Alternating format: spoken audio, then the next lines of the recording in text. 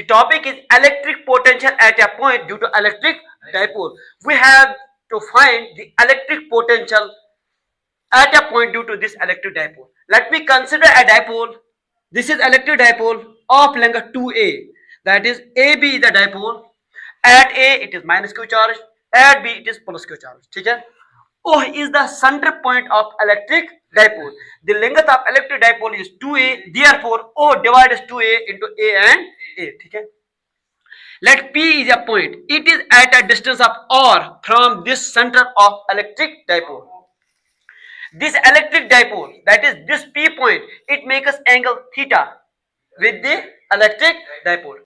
The potential at point P due to minus q charge, that is this minus q charge की वजह से इस P point पे कितना पोटेंशियल है, that is V1 is equal to minus q divided by 4 pi epsilon naught into 1 divided by R1. What is R1? It is the distance from A to P. ठीक है? अब देखो, let me find what is R1 in terms of R and A. In terms of R and A. ठीक है? Draw A and perpendicular on P. Draw A and perpendicular on PN. देखो मैंने A N perpendicular डाला है, A N perpendicular डाला है PN पे, means that जो ये PO लाइन है इसको इलाबोरेट लिटिल बिट किया है, it becomes PAN, it becomes right angle triangle. It becomes right angle triangle. So that is AP is equal to, this is AP. So we can say that this AP, it is similar to PN. ठीक है? This AP is similar to PN. वही मैंने लिखा, AP is similar to PN. ठीक है? AP is similar to PN means PN को हम divide कर सकते हैं PO प्लस ON. ठीक है? वही मैंने लिखा, OP प्लस ON और PO प्लस NO. ठीक है? AP किसके बराबर है? R1. This is R1. Similar to OP. OP किसके बराबर है? R के बराबर है. ठीक है? R के बराबर plus ON. Now we have to find ON. अब देखो मैं एक ट्रायंगल कंसीडर करूंगा ANO. ये राइट एंगल ट्रायंगल कहां पे है? N पे है. ठीक है? इन ट्रायंगल ANO हम इसमें से निकालेंगे cos थीटा. cos थीटा किसके बराबर होता है? Base divide by hypotenuse. Base क्या है इस ट्रायंगल में?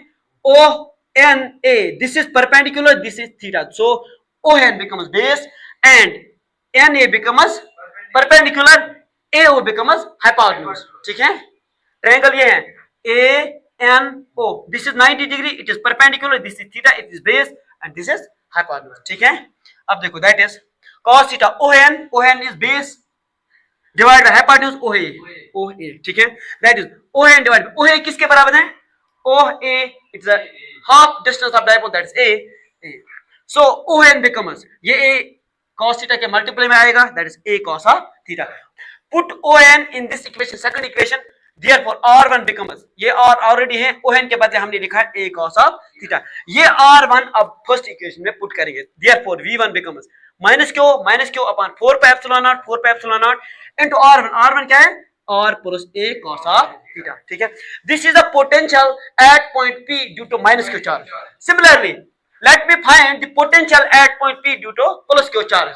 The plus Q charge is at point B. That is V2 is equal to Q upon 4 pi epsilon naught into 1 divided by R2. R2 is the distance from B to P. ठीक है? Draw BM मैंने perpendicular डाला है OP पे. This is O, this is P. Such that ऐसे मैंने डाला है such that जो ये PB है, PB it becomes equal to PM. ठीक है?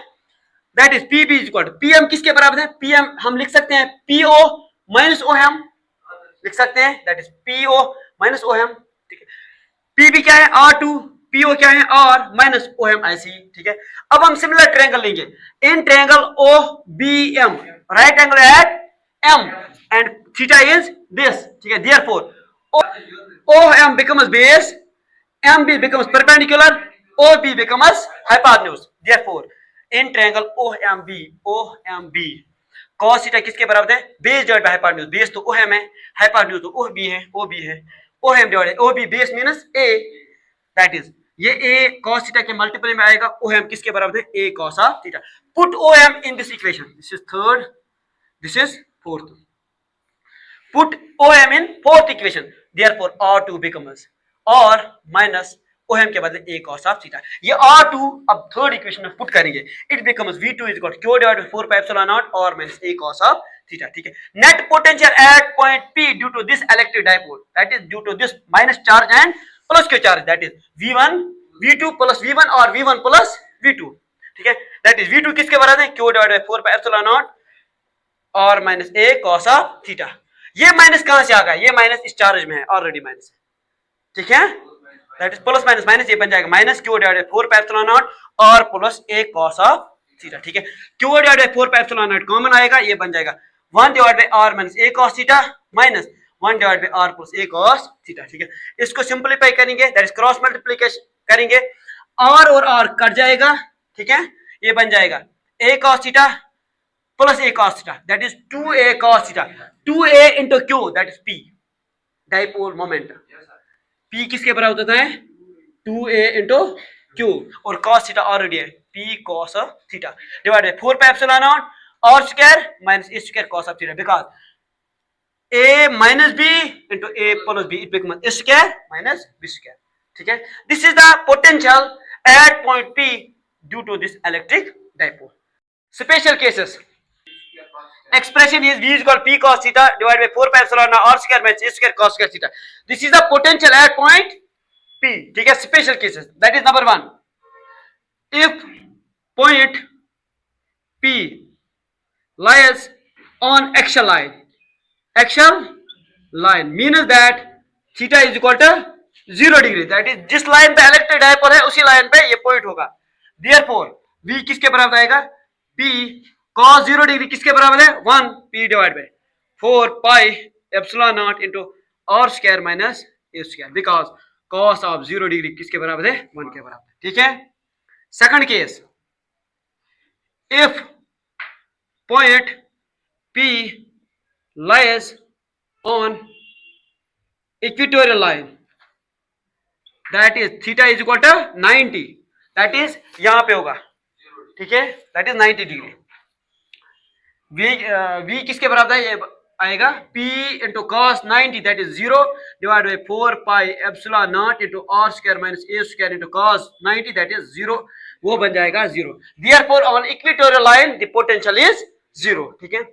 For short dipole, third case, for short dipole means A is less than R, जो लेंथ ऑफ डाइपोल है वो वेरी स्मॉल है, देन V किसके बराबर आएगा, ये बन जाएगा P cos theta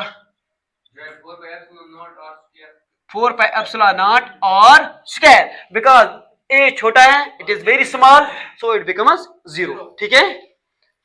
These were the special cases of potential, ठीक है, at point P. Thank you.